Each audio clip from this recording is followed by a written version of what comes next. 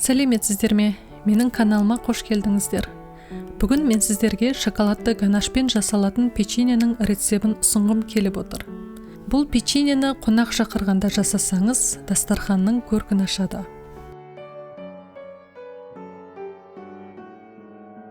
Ыдысқа бөлме температурасындағы сары май, қант ұнтағы және жұмыртқаны салып, венчикпен немесе шанышқымен араластырамыз.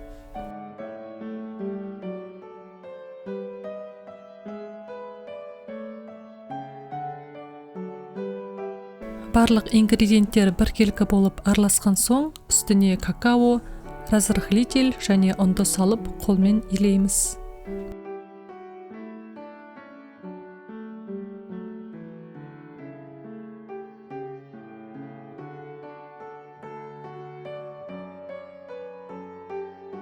Печеньенің әрқайсысын 25-27 граммнан алып домалақтап, қантқа аунатып противенге тіземіз.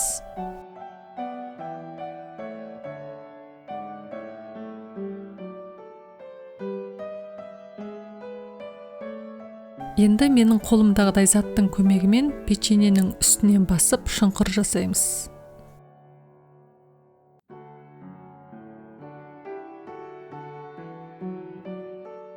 Алдын ала 180 градуста қыздырылған пеште 15-18 минуттай пісіреміз. Енді шоколадты ганаш жасаймыз. Майлылығы 33% болатын кондитерлік сливкеді қайнағанға дейін ысытып, шоколадтың үстіне құямыз. Венчикпен шоколад еріп, масса біркелкі болғанға дейін араластырамыз. Егер арасында шоколадтың түйіршіктері қалып қалса, онда блендермен еземіз. Бетін стричпен жанастырып жауып, тоңазытқышқа 4-5 сағатқа қойып қоямыз. Бірнеше сағат өткен соң ганашты тоңазытқыштан шығарып, блендермен араластырамыз.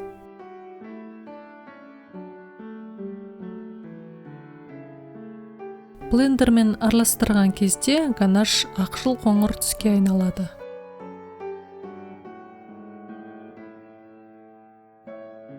Дайын болған ганашты насадкасы бар кондитерлік мөшекке саламыз.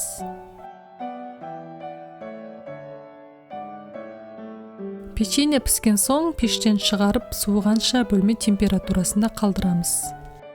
Әбден суыған соң печеньенің үстін шоколадты ганашпен әсемдейміз.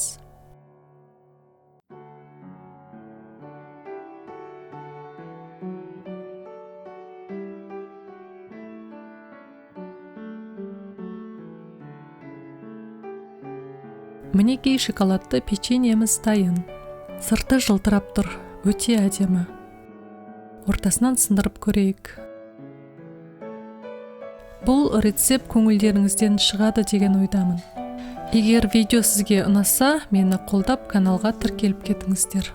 Сау болыңыз.